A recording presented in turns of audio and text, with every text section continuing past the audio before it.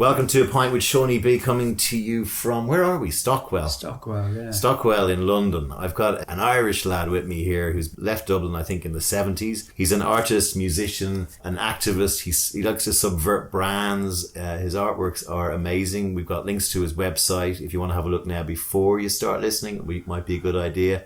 And he'll also be playing some of his music throughout the podcast. I'm welcoming Pete Dunne. How are you, sir? How are you doing? Grand, yeah. How long have you been in Stockwell? Oh, washed up here about 12 years ago, I suppose, but I've always been gravitated towards South London, Brixton and that. So you're born in Dublin? Yeah, raised in Ringsend. Ringsend, that's where I live. 50s, 60s. Yeah. What was it like there? What are your memories? Good? It was a shithole, basically. It still is a bit.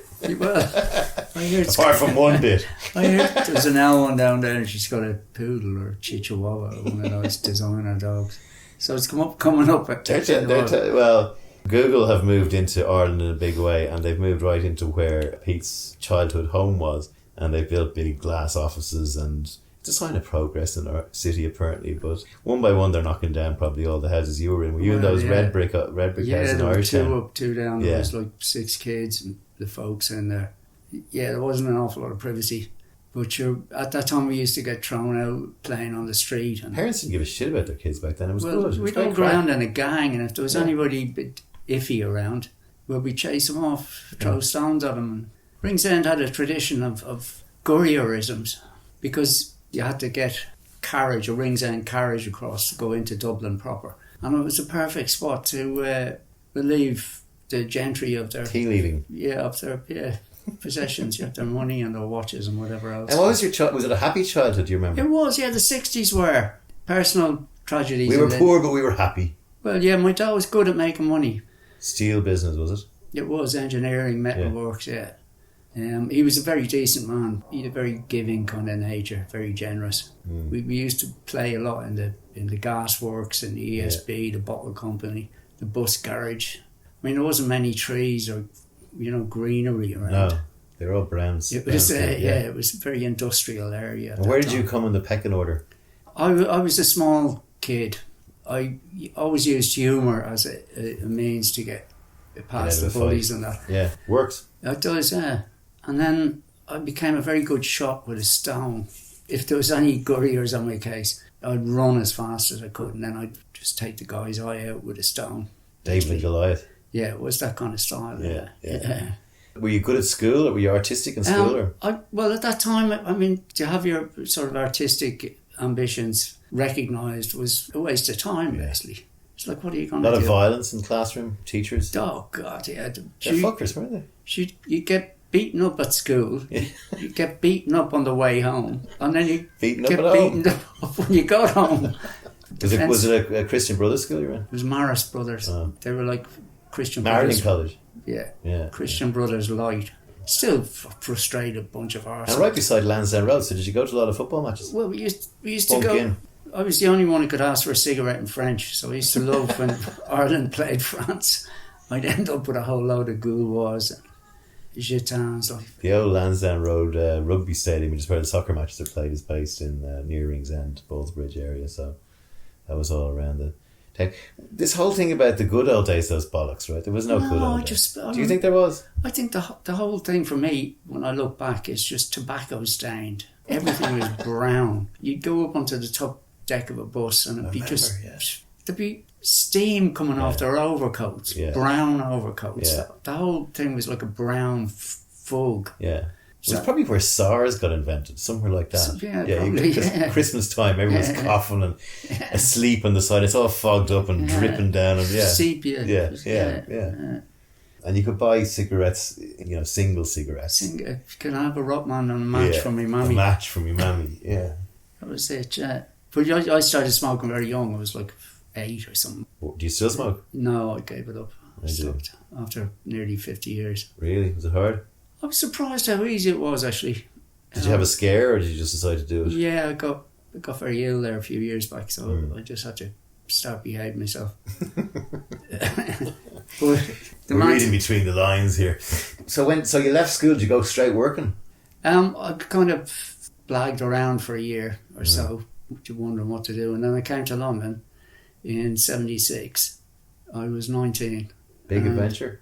Oh, it was great. It was like the so different to promised Ireland. land. Yeah. It's like to get away from that Catholic morality squad. Only just dying now. Yeah. Only just dying now. Good riddance. Yeah. Personally, I think they should have all their property confiscated. So were you running away? No, I came over. I was supposed to start studying architecture. I was working in an architect's office. My brother was an architect, so he got me a job doing small little drawings and stuff and sort of things. So I was very good at it. So I came over here. We went straight to Trafalgar Square. Got a job sweeping the streets over in Paddington, which was ironic because my school teachers used to always look at me and go, Dunne, you're going to end up sweeping the street. And it was the first job I got. If you had a selfie back then, you could have said, it was like, Father such and such, look what I achieved. Yeah, I know, yes. What was it like being I've never spoken to someone who's done that job. It was great. It was really interesting because around Paddington there was a lot of sort of very rich, eccentric people. And a lot of them lonely. They'd bring me in and give me cups of tea and stuff, just somebody to chat. And it was a very hot summer. It was like 76 with a heat wave. Every day was up in the 30s. You'd sweep the back of the pub and they'd give you a sandwich and a pint. Would they? Yeah. So you worked for the council? Yeah, but you weren't supposed to be doing any of that. No, I know, yeah. But it was great. As long as you got to sweep the streets. So. A lot of the lads who worked in there, they weren't exactly sort of, molecular scientists. It was all about football. It was the Sun newspaper and the mug of tea. Yeah. But it was a time when it was very racist towards Irish. Oh man, it was awful. It was like every time a bomb would go off, you just wouldn't open your mouth. You'd go out busking. I remember there was one bomb went off and the Queen's horses got blown up. And we were out playing Irish tunes down in Berwick Street Market. And one of the stall holders came over and went, look mate, you better fucking leave it at. And we were going, look, what? He said, the IRA blew up. So we went straight into a reggae set. And all the stall holders looked at us and went, yeah, that's much better, mate. You were so, you'd be sorry for that. There was the old stories of, even out in, Kilburn and all those sort of areas where no blacks, no dogs, no Irish. There were signs on pubs. Britain was much more racist back then than it is now. Oh, God, yeah. Thing was like the Irish being really stupid. I used to bring a book. I was working on a building site and I used to read a book, sci-fi. And they'd be reading the fucking Sun and the big tits on page 3. Fucking Paddy reading a book. Yeah. It's like, yeah. We'll go head to head with you per capita on great writers and we'll see who wins. But I seen a t-shirt the other day I thought was great. It was no whites, no cats, no English. That's great. That's the sort of society, So you got hunkered in here, did you? Yeah, it was great. It was like, I was an avid smoker. So I loved to be able to buy a big lump of dope for very relatively cheap price. So you based yourself where, Brixton? I was over in Stoke Newington, Stafford Hill. Right. I was squatting over there. It was like promised land. Yeah. You could get as much work as you wanted. You didn't have to pay for rent. And I mean, when the Tories brought in that anti-squatting law, they inadvertently destroyed all the underground scene in London. Any cultural revolution starts with low rent. That's when white punk happened. Because you could go move into a squat and practice, learn how to play your instrument, drive the neighbours mental. Where did the music bit come in? Went overland to India, and then I met some people. Okay, so you left London. I left London. Why did you leave London? Oh, I just wanted adventure. See the world. At that time, I mean, India was the furthest you could hitchhike to without getting a boat. Like, you'd get a boat over to Calais, and that was it.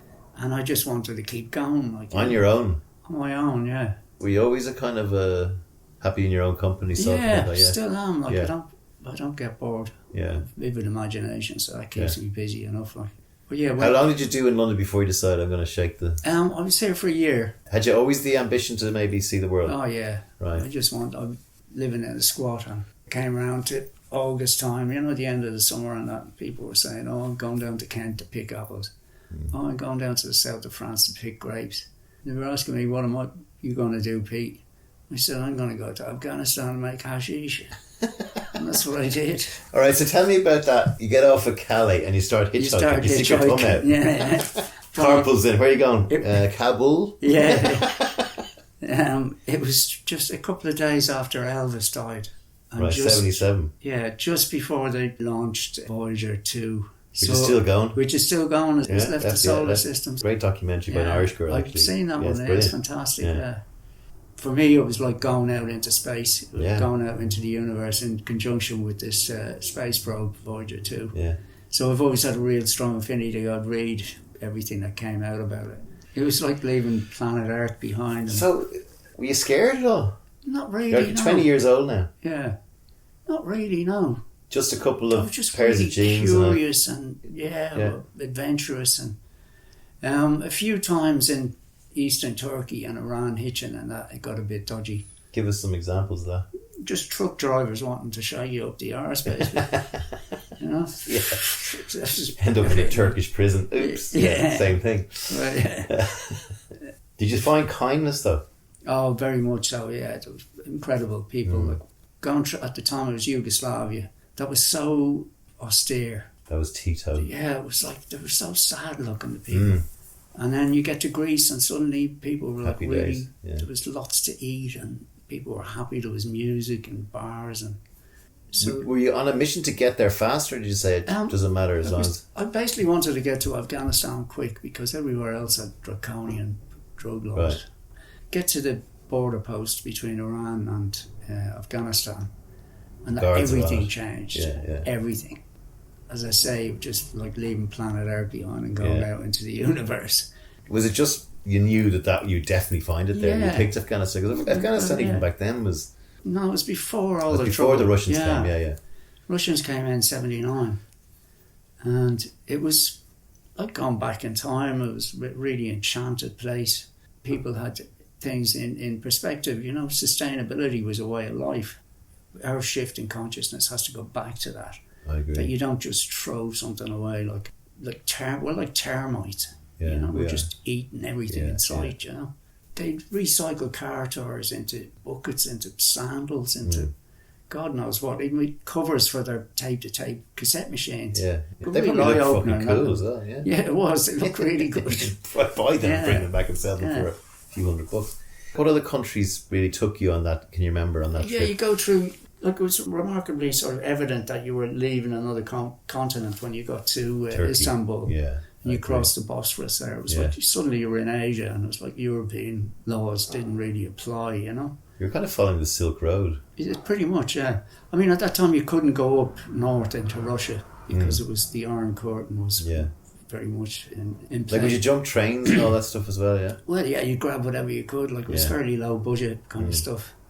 I went out there for 6 months. When I got to India, I stayed best part of 10 years. Did you get to Kabul, was it? I got to Herat is the first town you cross into. As I say, you must have been a real oddity, right? White guy from yeah, but there was a fairly established hippie trail at that time. Okay, but I tracked down a documentary on YouTube called Afghanistan Before the Wars, and there was a shot of this bakery across the road, and I was so stoned it took me about half an hour to get over to this bakery. But I actually seen a bit of footage of the footpath that I was standing on in the bakery across the road. I was standing on the side on the footpath, going, I'll wait until this guy with the bicycle goes past. And he'd be like about 500 yards up the road. So it's just... But also, because you know this now, but you probably...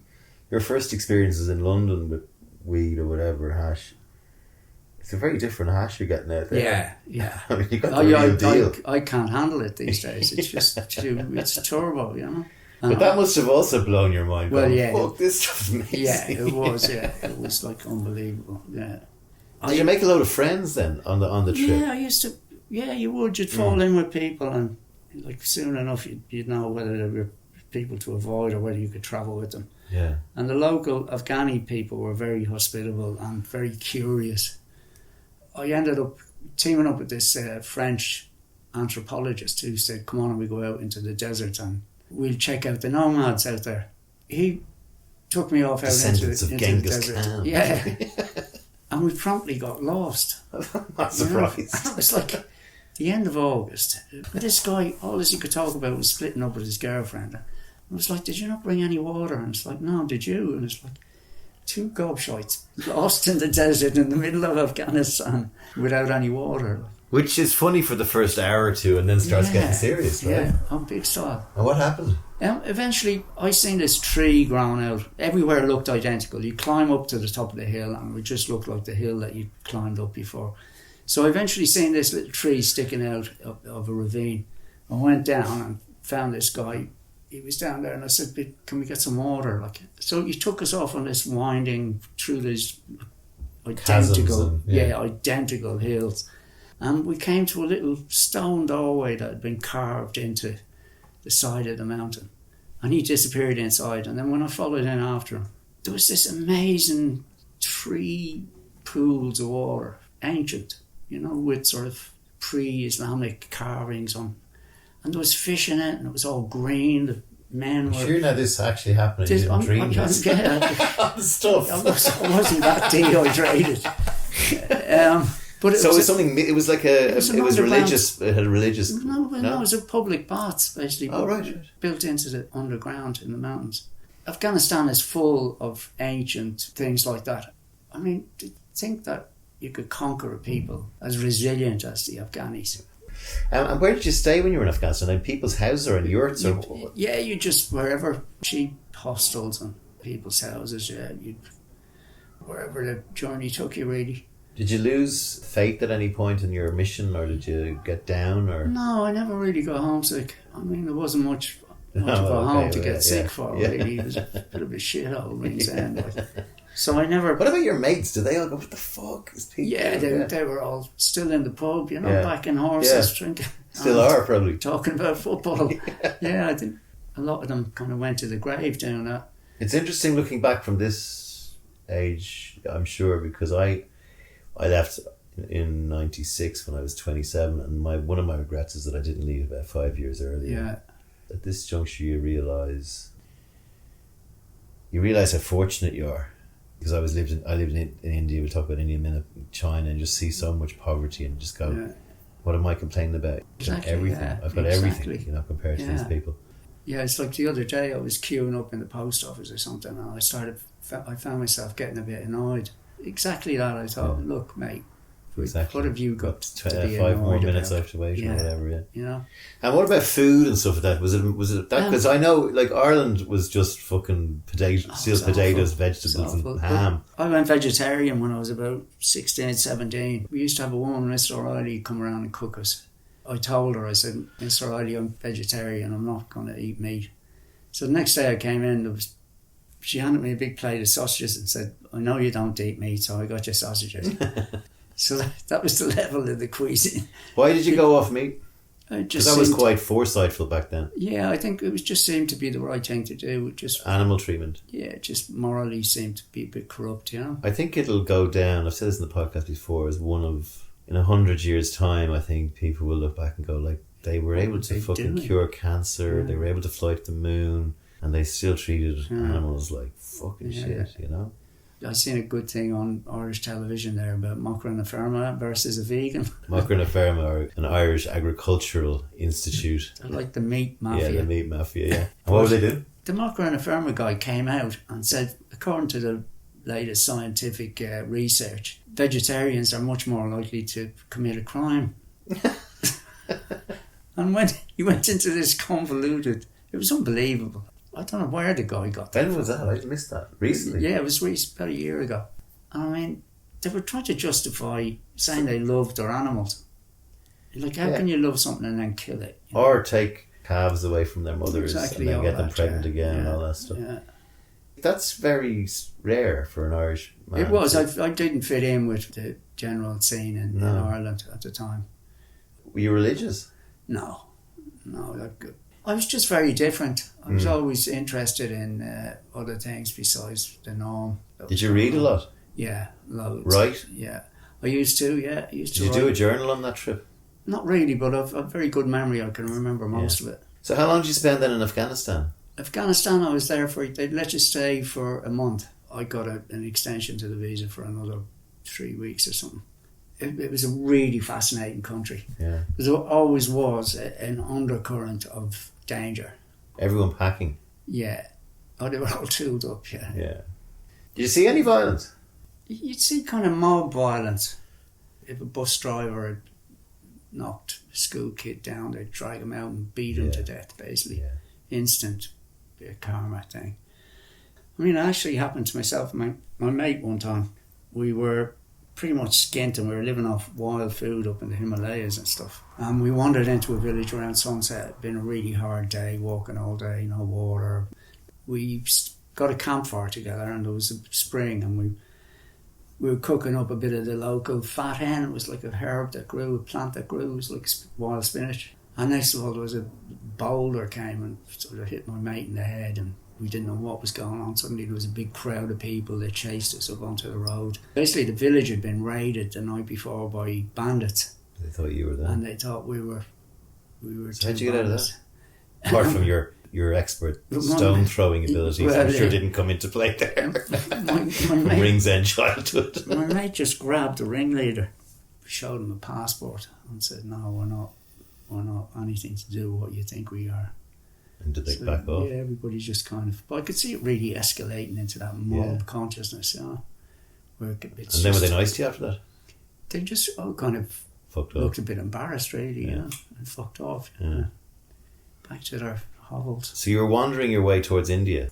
Well, yeah. Into Pakistan? Pakistan at that time, it was very edgy. So you just get through there as quickly as possible, basically. And get into India and it was like promised land, really. And then off up into the mountains, and that's where I felt I really couldn't come home.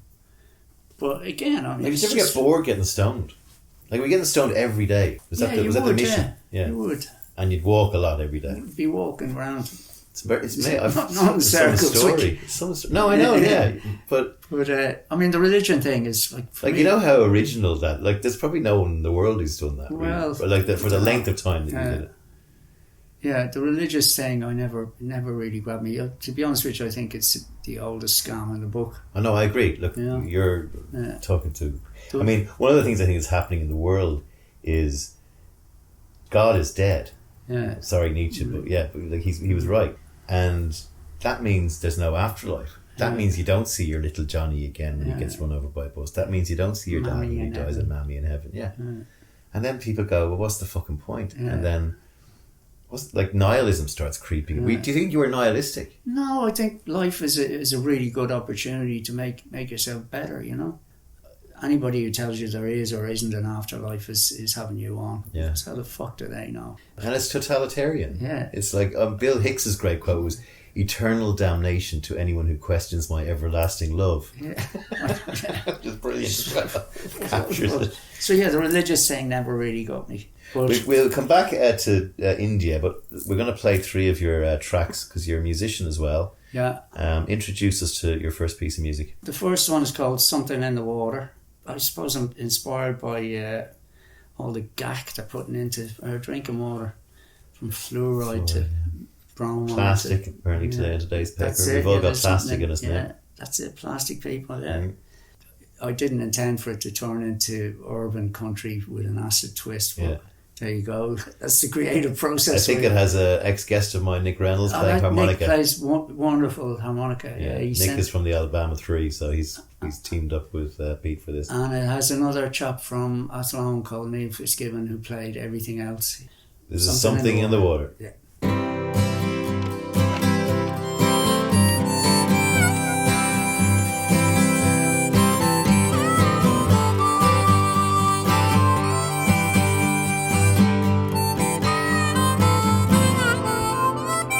Gonna take a holiday where the sun don't shine. Watch the telly in the daytime. Drink a carton of wine. Something in the water, it's driving me mad. I'm doing things I shouldn't order. It's turning me bad.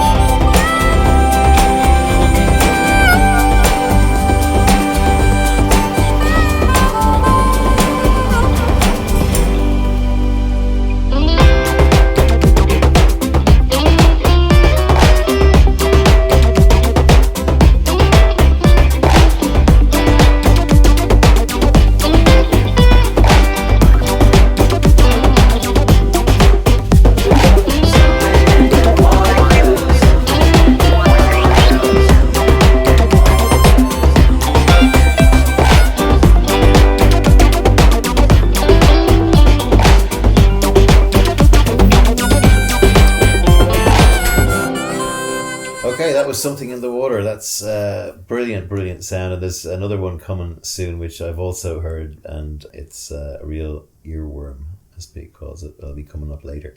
Right, so you've got to India. You've been travelling now for over a year, I'd say, have you? Yeah. And then what are you thinking about India? Because I did quite a bit of work in India in the early 2000s, so I'm really intrigued what it was like. In the 70s. 70s. You were like a superstar out there. Everybody wanted to know you. Come in and have a look at my blankets, or come in and have something to eat. A lot of people were just hospitable, just curious. But once you got high up into the Himalayas, where the air was rarefied, it was the most wonderful experience. It was that for me was a spiritual awakening. Explain what it did to you. You're above everything. The majesty of nature. Yeah, you're looking down on planes and all the Babylon bullshit that goes on. And you're just up in a very clean, rarefied atmosphere. I mean, where did you stay then? Just hostels and little... Up in the mountains, you'd stay in shepherd's huts, caves, up a rock overhang, wherever you'd end up in the evening. And were you long-haired and big beard? Was that the... Dreadlocks, yeah. Yeah. People used to wonder what was growing out of my head at that time. But yeah... And were you healthy, though, apart from maybe, whatever was living in you? But it was good. I mean, the time you'd get unhealthy is when you get down into cities and you start eating in restaurants and stuff. But when you're cooking for yourself, it's grand. And did you always have a team with you, or were you often on your own? No, often... Well, you'd go up with a couple of people, in case something had happened. And a lot of the times I used to take people up. I'd work as a tour guide. I'd take them up trekking for a couple of weeks over the high passes. Of course, it gave you a perfect opportunity to clock where all the wild ganja was grown. So you'd come back to it in September and go out. Help yourself. Yeah, but you'd rub it up and you'd make primo charas. It was lovely. Some of the sunsets I see now at that time of year were fantastic. Did you say you spent 6 years there?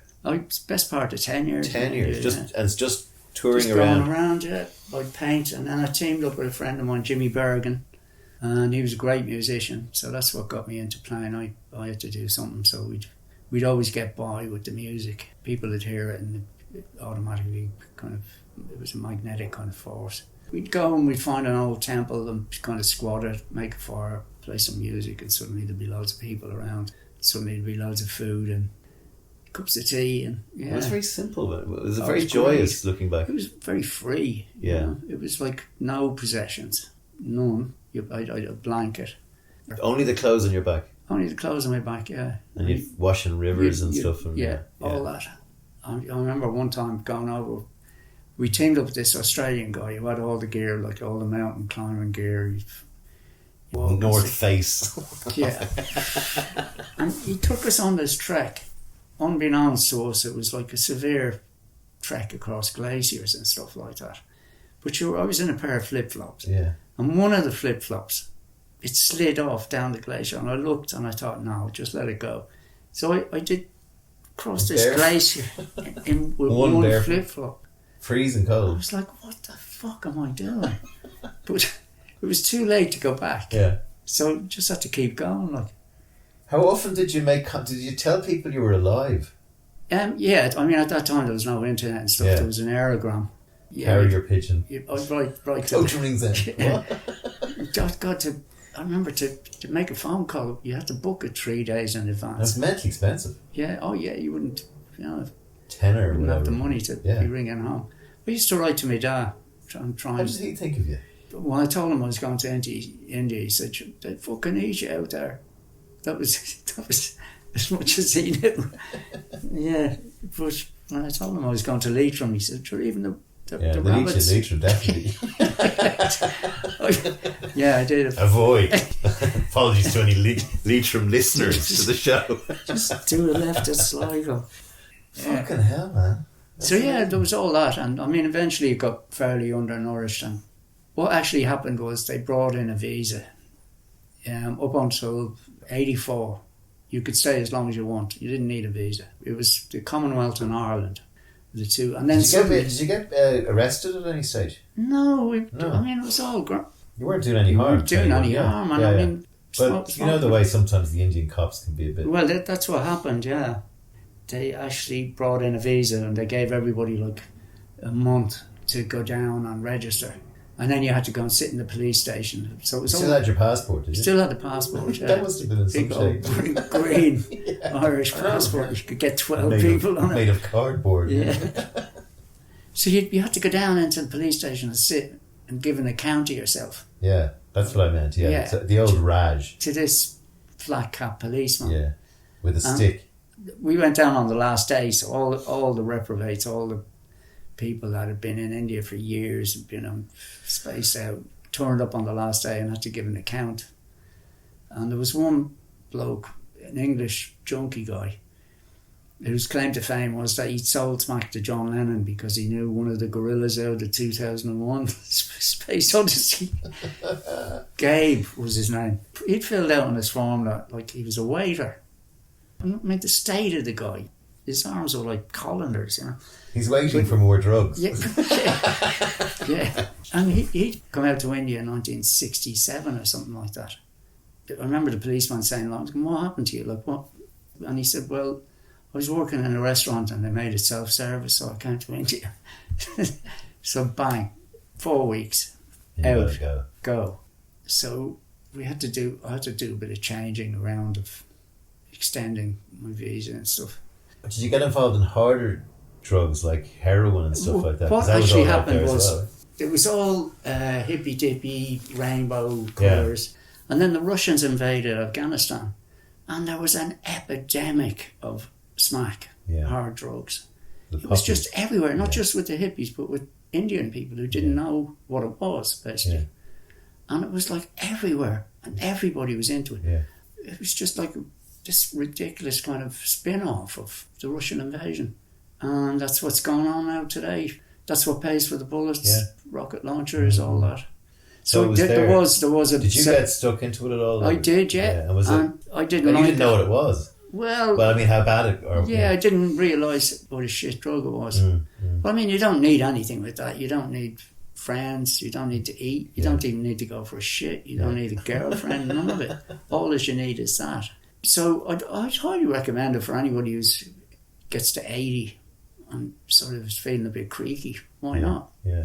You should be able to get down to the chemist. And what about hallucinogens? Did you see any psilocybin or any of that sort of stuff when you were out there? Yeah, they used to, in the monsoon it would grow. Yeah. You'd go out and find psilocybin and be growing. Which is coming back now, right? Yeah. What's your view on that? Because you and I are atheists, but there is this dimension that you see, because I tried Changa and stuff like that, and there's something going on. There is, I mean, it's just in your brain, clearly, okay, but like, do you think there's a metaphysical universe? I think there's parallel universes, and I mean, at this stage the maths is starting to add up there is actually an infinite number of parallel universes. Yeah. I think when you take psychotropic drugs, like especially DMT, which is like the granddaddy of all the hallucinogens, it lifts that veil that allows you to see into these parallel universes. Reality we exist in is so tiny in comparison to what's out there. Working on a quantum level, I think there's something inside us that's so small that is eternal, and that whether that's eternally in darkness when we die or eternally moving beyond the speed of light to another dimension. Psychedelics really allow you to peer into that world. Yeah, it's all going on in your mind, but isn't everything. I mean, there is so much inside ourselves that we don't know about. We're too busy with trivia to actually nurture and expand a lot of our potential, I feel. I think one of the strongest feelings of being Irish I ever had was I came back and I went feral. I was eating wild food and camping wild, living out around Sligo and Leitrim, actually. And, Sorry, Leitrim, you're getting a bit of a going over. And Wicklow. And I teamed up with this guy, Jimmy Bergen, and we travelled off-road, basically. Right. In Ireland? Yeah, we'd walk across fields. So first of all, when you got home, what did your mum say to you? Well, she's long dead. But my dad was there. He'd be watching the horse racing, sucking on his pipe. He was always very good, very understanding. Yeah. Realised I was on some kind of mission to find my place in the world. And did he want to know all the stories? But he was baffled. And your mates, did they go? And did you come home all dreaded? And, You'd come home. So they thought you got mad. Yeah, they were baffled. Yeah. Basically, I was oscillating on a different frequency altogether. And then In your own mind, though, I loved it. I mean, it was so but no, free. you were Yeah. fucking all there, and you knew you were, yeah. Very much clarity there about didn't really want to be part of society at that time, and I wanted to be as free from it as possible, and I'd do anything to make that so. We were walking around Ireland basically in flip flops again. That's chilly. Yeah, camping out, and we found some amazing places, and then we ended up going up to Newgrange midwinter with a journalist called Kevin O'Connor. So Newgrange, as you know, the sun comes in. Yeah, the archery. Yeah, once a year, midwinter. If the sun comes up Yeah. that day, yeah. And it was a lovely morning, it was clear. Right. There's a 25-year waiting list. This is a Newgrange. It's a Neolithic tomb. I think it dates back. It's pre-pyramids in Egypt. Pre-pyramids, so it's 5,000 years BC. And it's still very well protected, and there's a really narrow entranceway that goes for about 100 meters or something, and then into an area in the middle of the hill. And once a year, it was Druid times, the sun would just shine and light up the interior of this archery. So that's where he was going, and only a few people can sit in there at any one time, which is the waiting list that Pete's referring to. There was, 25-year waiting list, and there was a big sergeant at the gate from Drogheda, and there was no chance of getting in. So we went around the side, climbed up a tree, and hopped over the fence. All the time, the sun is just starting to break the horizon. It's just the deadline is getting closer and closer.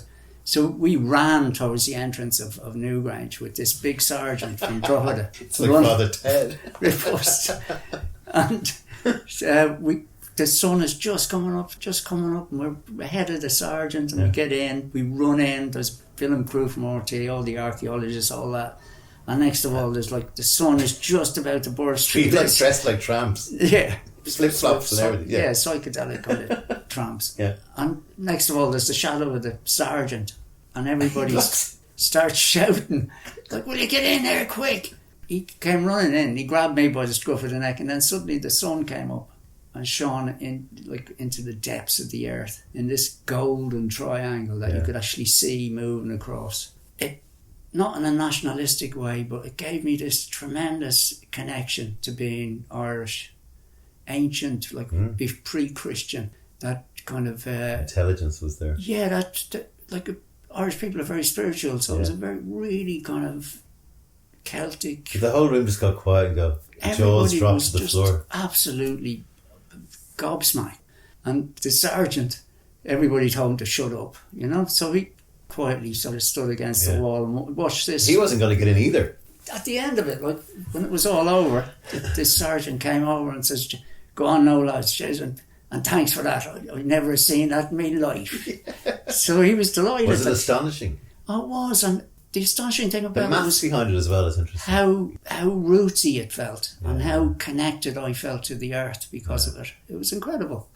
The maths is amazing, especially because, well, we don't know what the weather was like back then, but one assumes, given climate studies, that the weather in Ireland wouldn't have been that drastically different. So every other year it'd be fucking overcast. There would be no sun, you know. So they've worked it out irrespective of seeing the sun, actually. They know the sun is going to hit there at a certain time. All right, let's play a second track. What are you going to play for us? It seems fitting to play another track. I just finished recording it. It's called The Winter Song. And it's all about winter's gloom. And so didn't we organise that very well? Slipped that one in. Okay, it's The Winter Sun or Song? Winter Song. Here it is.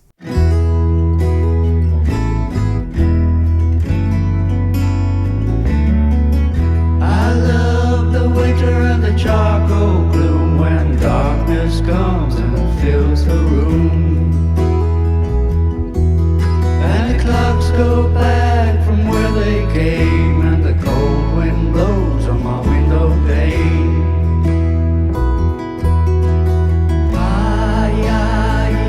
I'd sail the seven seas for you. I'd do anything you wanted to. But I never, ever, ever, never turn my back and walk away from you. Never, ever, ever, never turn my back and walk away from you.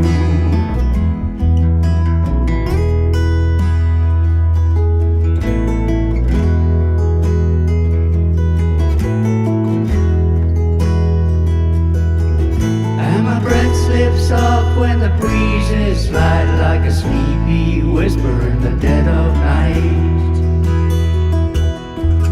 Off to a place where no one knows, eyelids droop in sleep repose. I'd sail the seven seas for you. I'd do anything you wanted to, but I'd never, ever, ever, never turn my back and walk away from you. Never, ever, ever, never turn my back and walk away from you.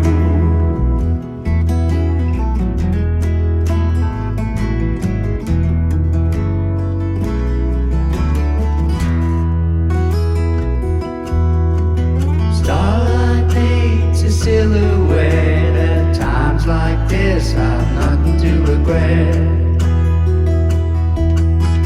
Time rolls on to infinity, and I realize it's bigger than me. Realize it's bigger than me. I sail the seven seas for you. I do anything you wanted to, but I'd never, ever, ever, never turn my back and walk away from you. Never, ever, ever, never turn my back and walk away from you. Never, ever, ever, never turn my back and walk away from you.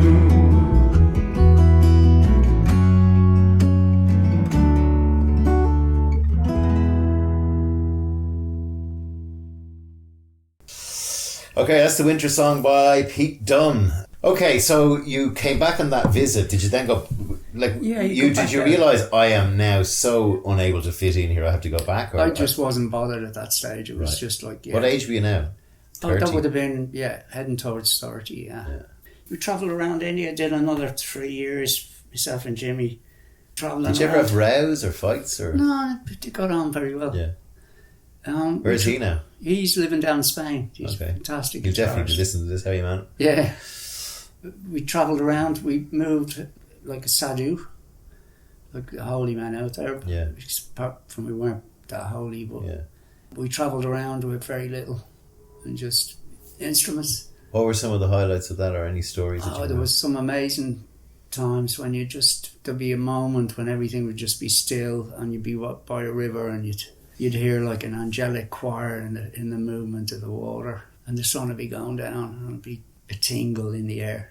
So there was a lot of time like that, and a lot of time when you'd be in absolute dire need, and you just kind of put your faith in what you were doing, and something would turn up always. Food or shelter? Or... Food, shelter, whatever you needed. Yeah, It's yeah. like surrender yourself to the universe, basically. And Yeah. if you're doing the right thing, well, then the universe will kind of look after you. I know all that sounds very spacey, but it does actually work. Like as Einstein said, everything vibrates. If you want something, you've just got to vibrate. It's not spirituality, it's physics. You've just got to vibrate on the same frequency. You know? Was there a line in the sand when you came back? Like, did you ever want to have a family or anything like that? Or what was your... Not really. I mean, most of the girls around Ringsend when I grew up were like fucking mingers. And I never... That's staying in. No, I hear it's all changing. It's all lovely. But no, it was just like, there's got to be more to life than routine, you know. I was never that interested in what the crowd do. And pleasures of the flesh clearly were not your thing either, right? Or they were... Yeah, I mean, that was all about the change when we got back here. I came back with Jimmy and we started up a band called PTA, which stood for a lot of things, but we were like an acoustic punk band. Mm-hmm. And we were camping out in the Bog of Allen. We were like hipsies, the travellers used to call us. We were like hippie gypsies. siphon diesel, and we'd go into the gigs and on a horse and cart. You couldn't be done for drink driving. How did you get on with the travelling community? Yeah, they were grand. They'd call around. For sure, you do get people who are just out to cause trouble, but most of them are very honourable people. Especially the travellers that kept horses. They seem to have quite an honourable code about them, but they're living on the outside of society. Yes, you know? that's why I asked, yeah. But like, so we're talking Ireland in the 80s. In the mid-80s. So there's like, but there's roving bands of fucking gurriers wanting to just beat people up for no reason, right? Which I'm sure you would have been in the... Man, we were doing this like acoustic punk outfit, and we went to Ballinasloe Horse Fair, and we set all the gear up. We had a generator and stuff. We set it up on the back of a flatbed lorry at about 2 a.m. Next of all, there was the McGinley girls. They were like troublemakers. They'd provoke people. In order to... And then the lads at steam in. You bumped into her or whatever, So they came around about 2 o'clock in the morning. We were doing kind of New Order covers and stuff, and they started banging the flatbed with big iron bar, saying "Play a fucking waltz." So I mean, there's only one thing you can do. Play the fucking waltz. I think we played the same waltz until about 4:30 in the morning. More than Mona had. It was. What does PTA stand for? It was Public Toilet Aroma. And then after a while we had a band meeting and said, look, we're not going to get anywhere. Parent-Teacher Association. Yeah, Prevention of Terrorism. Prevention of Terrorism, yeah. But we had a band meeting and decided that we weren't actually going to get anywhere called that. So we changed it to Pubic Toupee Aroma. Yeah, that's much better. And that was, it's a good career. And that was the turning point. And the rest is history. And the rest, Madison. So then you played Madison Square Gardens. All right, so you're back in Ireland in the 80s and not fitting in, right? Yeah. Probably missing the world. Yeah. Ireland wasn't any... Was it? It wasn't... I mean, still beautiful countryside and all that, and you can get right into nature. It was still under the yoke of the Catholic Church and gay-born fucking... people like that. Annie Murphy and all that stuff. They used to find really repulsive. Yes, we didn't really have much to do with it. There's just a sanctimoniousness about so much of the... They have this show called Reeling in the Years. Have you ever picked it up? Yeah. It's on YouTube. You should get on to it. Yeah. But like, you just go, what the fuck? Yeah. It was naive and yet sanctimonious and up itself, and then all this evil was going on. Yeah. Across the board, in families and churches and industrial and rubbed under the table, brushed under the carpet. Awful. It's fucked up. You kind of knew it was kind of fucked up. Teachers beating kids and all that. The good old days. Yeah. All the clergy. That's why I say they should have a property confiscated. Ill-gotten gains. Yeah. Well, Jesus, you go to the Vatican. Jesus, sorry, I took the Lord's name in vain there. Blasphemy. You go to the Vatican and see it. My first impression of the Vatican was, what the just the splendour and the gold and the money that was put into that thousands of years ago just to. Oh yeah, there definitely is a God. Yeah, right. Whatever. It's definitely not a Christian Catholic one. What happened then? We gigged around Ireland quite a bit. We used to get free drinks, so it ended up a bit shaky sort of by the time the summer was over. And then we moved down to Spain. We teamed up with a guy called Gary from 2000 DS, which was a thrash punk outfit. And we basically siphoned our way around Europe from busking and making do. And then we eventually came back to London and formed a band called the Seven Kevins. Tell me how that name came from. My first cousin is called Kevin. It's in his house. We were looking for a name for ages. It's not an easy task. It's quite difficult. Yeah. We used to rehearse in the front room downstairs in this squat in Camberwell. The guy upstairs, he was always banging on the ceiling telling us to shut up. His name was Kevin, so we called ourselves that just to wind him up, really. The name stuck. They're like, you're not calling yourself that. You're not calling yourself that. He was slightly he was disgruntled, but he was pleased as well, I think, The Seven Kevins is a sort of a punk outfit. That's your... And now you're a musician? Is that what you felt you were? Or is it like... we're all still learning our craft, but We were a trash psychedelic trad band. Right. There was 2 fiddles that used to go racing off. And we did very well. What did you play? What did you... I was playing drums and I used to sing as well. We were doing very well. We were getting gigs. We were getting places and all that. And then the rave scene kicked in and nobody was interested in a live band. So we moved out to Europe and we toured around. We did lots of gigs all up and down. We lived on a bus, just went from gig to gig. And it was great. It was great. So you talk about not interested in, what was it, the flesh? Yeah, sins of the flesh. Sins of the flesh. Now you have that was deliberately ironic. Yeah, that was priest-like. Yeah, that was like. How was your holy purity, Peter? It wasn't very good, actually. So there was a groupie culture going on. There was, yeah. It was. Yeah. I mean, it was grand. It was, especially in Germany. I loved it there. Berlin, yeah. Berlin was much better when the wall was up. Yeah, because there was a lot more intrigue. Yeah, and that's when the sordid underbelly was, when the wall was up.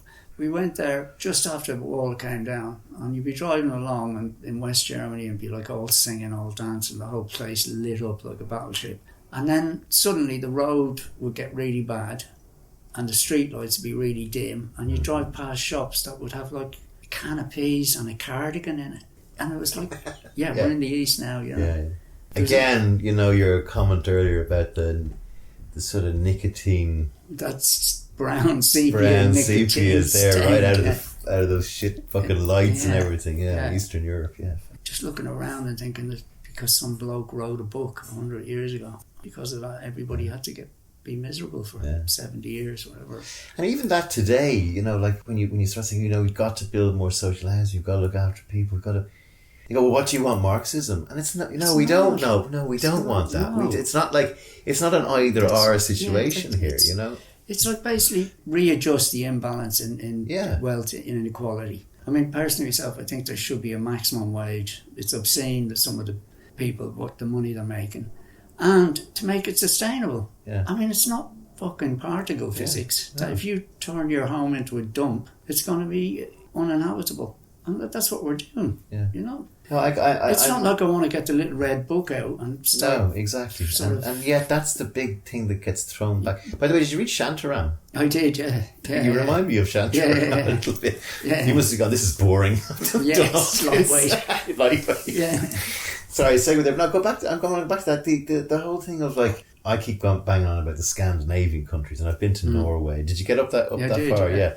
They pay a load of tax up there, but everyone pays it because the people they're paying it to are doing a good job by and large with it. Yeah. But they've really progressive education systems up there, prison systems up there. Like people aren't treated like, housing and multiculturalism. And it's not about like, as my father said to me once, what do you want? If we give all our stuff away, then we'll just be sitting here eating a bowl of rice. And I'm going, no, we fucking won't. You know what I mean? Yeah. This whole idea of... That's what the neoliberals do. Yeah, they take it to an extreme. They gaslight the thing, I mean, just see the campaign about Jeremy Corbyn being a racist. Yeah. It's like, hang on a minute. The guy's fought racism all his life. Yeah, I agree, and the very people who were accusing him were the ones who were saying, string Nelson Mandela up. So that's what they do, that lot, the neocons. If they haven't got anything to back up their agenda, they just make it up, and that's become acceptable. I actually believe that if the wealthy, and I don't mean taking the money off the wealthy, I don't mean saying, you can't live in it, you can fucking make $1 billion and stick it in your ears for all I care. But you have to pay the appropriate amount of tax on that $1 billion. Yeah. And what's happening is they're hiring banks of people to make themselves avoid paying tax. Well, don't hire banks of people. Oh, I'm anti-giving back. No, you're not. Just pay the fucking tax that's due on your $1 billion. And by the way, that would probably solve every problem we have. Because the amount of money that's going into the exchequer, they'd be able to fix things like the NHS or the Irish health system with that money. And okay, a couple of fancy Dan lawyers and corrupt and unethical accountants might lose their jobs. All right, well, at least we'll be able to give them a home if they've not. It all really needs to be rejigged. And they can make billions. And have your yacht and your speedboat and your fucking Porsche. Yeah. Just pay the amount of tax that you're owed. And I think that would solve it if we could. And There's no loopholes. Well, you'll never get no loopholes. Well, if there's a loophole, it's like whack-a-mole. Well, that loophole's no longer in existence, and eventually there will be no loopholes, you know? Oh, some of the rich people might leave Ireland. Bono wants to go and live in Holland. Fine, let him go and live in Holland. Who fucking cares? It's a great bit of news, isn't it? Exactly. So the Seven Kevins, that went well? That was great. Yeah, it was great. Did you make money then? Were you starting to make some money? Did we fuck? No. You were a band, a collective that were fucking cool with the way you were. Oh, it was great. Yeah. We actually got picked up by the Mutoid Waste Company. Yeah. Who were putting on big warehouse parties. Like the first one I went to, I thought, how the fuck are they getting away with this? Yeah. So we became something like the house band for This would be places like Bermondsey and stuff like that, would it? No, it'd be like some of them like right in the middle of town. Yeah. King's Cross, really outrageous. There was like thousands and thousands of people all steaming into this squatted yard full of really sharp metallic sculptures. Okay, health and safety issues. Yeah, there was absolutely none. Like, so we used to do a lot of their parties, and it was just as Acid House was kicking off. They, in turn, they got run out of. They moved to Berlin because the hysteria, the media whipped up this anti-acid house. All the kids taking acid and loving each other. They weren't having it. Taking ecstasy and dying, and posters about Lee Betts who died of an ecstasy overdose. I found out later that they were sponsored by the brewing industry because none of the kids were drinking. That's why they brought in alcohol pops. Yeah, was to get the kids back on the sauce. But they started banning water at them, remember? Yeah. Because everyone's so dehydrated because they're dancing all the time. It was great. I mean, the vibe was just so good at those gigs. Yeah. London has become very corporate. You know, a lot of the underground scene has been dissipated. A lot of it's moved down to places like Margate, and where the rent is cheap, dilapidated. You know, in 10 years, that'll be the place to live. 10 years, they'll move to Northern Ireland. Yeah. Leitrim. Oh, boy. We love you, Leitrim. This is the Leitrim podcast. Drumshambo gin coming right up. So, and then the art starts, is it? Yeah, I mean, the Kevin's ground to a halt in the mid-90s.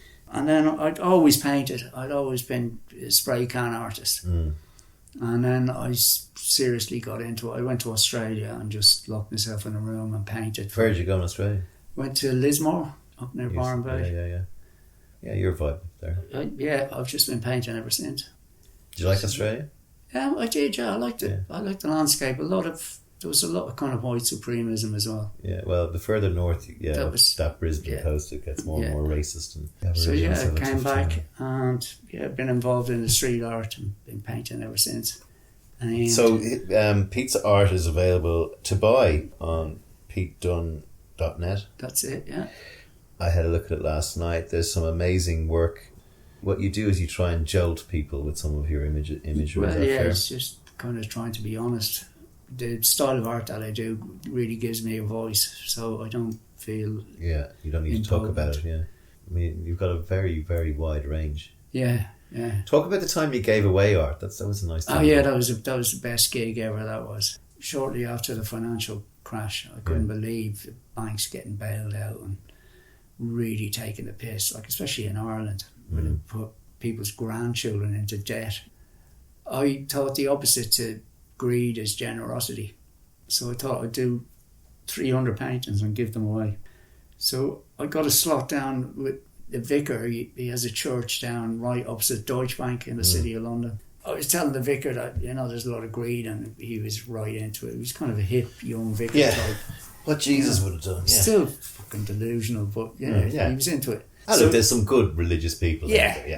First against the wall would be the bankers, not the priest. That's why he lent me a wall, actually, along the side of the church. And then I had the lobby of the church where people could come in. And I did 300 paintings, spray paints, all taking the piss out of the banks, and gave them away to people. And of course, none of the bankers would come in. There was a guy who'd taken over Barclays, and I painted him giving the T sign. Yeah. And there was one banker walking past, and he said, "Is that Bob Diamond?" And I was going, "Yeah." He's saying, "He's a legend." He just didn't get. He couldn't work it. He's a legend. And I said, "Why don't you go in and get one? I'm giving them away." You're giving them away? I said, yeah. He said, no such thing as a free lunch, buddy, and walked off. So none of the bankers came in. It was all the people who... Yeah, no, I saw there's a video of it. I'll link the video to the podcast, which is it was a joyous thing. Yeah, it was a really good gig. And then Deutsche Bank called the riot police. So there's a couple of vans pulled up. They said, like, what are you doing? So I explained the whole concept to them. And they were kind of baffled to begin with. And then said to me, good on you, mate, and drove off, beeping their horn. So that was a great moment. Yeah. But yeah, that was a really good gig, that one. And where do you stand on Banksy? Because you've done a rip-off of Banksy throwing money away. Yeah, that's pretty much the circus surrounding Banksy. I think he's a really important artist, and he's opened up the whole street art scene for so many people. Earlier this year, he did that fabulous stunt where he shredded his painting. I know, it's just brilliant. I mean, the whole art world is comparing that to Marcel Duchamp's Urano. It is, it's very similar. As a seminal moment. Yeah. Whereas, like, curiously, the guy who paid the 1.2 he's in the money now. It's worth more, because I think it broke. It was meant to be just all in pieces, but now it's actually more interesting because it's half shredded. But the whole art world is just has total respect for Banksy, even though he took the piss big time out of the art world. Whereas Damien Hirst avoided the whole art world by auctioning his work. At the auction, he saved 20% on gallery fees, and he sold 110 million quid's worth of work. It was 2 days before the financial crash. It was perfect time. But because of that, the whole art world has set out to discredit him, and now his stocks have halved. Really? Didn't know that. Because the art world has gone, fuck you, mate. Whereas with Banksy, they're all gone wicked. They're all gone great. So yeah. Where do you see the world in 20 years? I think it's just going to get worse. The environment that whole issue needs to be put on a war footing. They're telling people, you've got to recycle your fucking coffee cups. It's like, no, you've got to stop making that shit now. There's got to be a huge shift in consciousness, global consciousness. Greed is not good. What's going to bring that on? Desperation, civil unrest. I think it's time that we stopped obeying these psychopaths, because they're trashing it, spoiling it for not just for us, but for every living thing that has taken millions of years to evolve. You look at photos of the Earth from space, photos that NASA publishes, from 50 million miles away from, and it's this incredible fertile blue oasis in a vast sea of nothingness. And we've been given that as a gift. And what do? Trash it. Turn it into a dump. And it's so wrong on every level that we need to basically tell these people who are responsible to fuck right off and sort it out. On that note, I'd like to go out with the last song, which is called Whacked. I've been living down in Brixton now for the last 20 years or so. And you see it on Saturday night, everybody is just completely whacked on one thing or another. So yeah, the last song is called Whacked. Thank you so much for being on my podcast. Oh, real pleasure.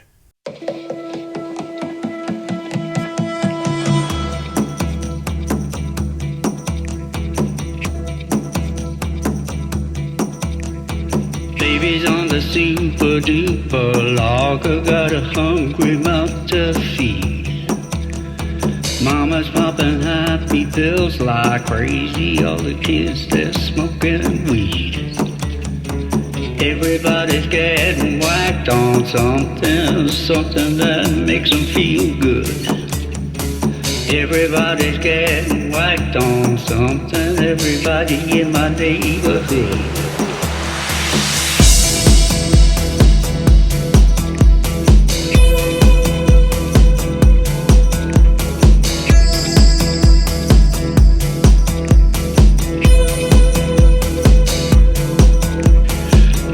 Walking up along the sidewalk, waiting for the pubs to close. Students looking down into the mirror, got a tenner stuck up his nose. Everybody's getting whacked on something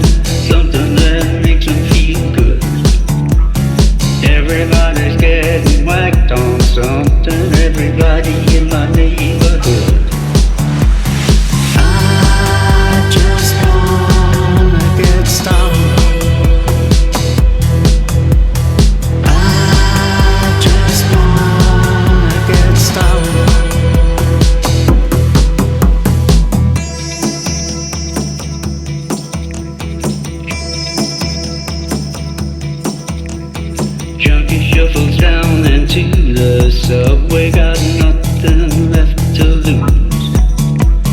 Papa's on the boat across to Cal. They're stocking up on a mountain of booze.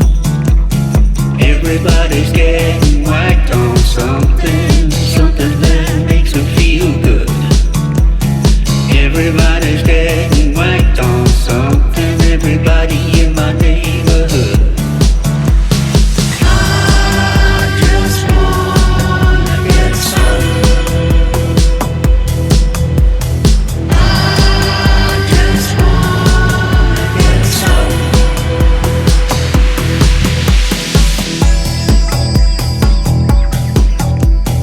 But he took a jump through an open window. He believed that he could fly.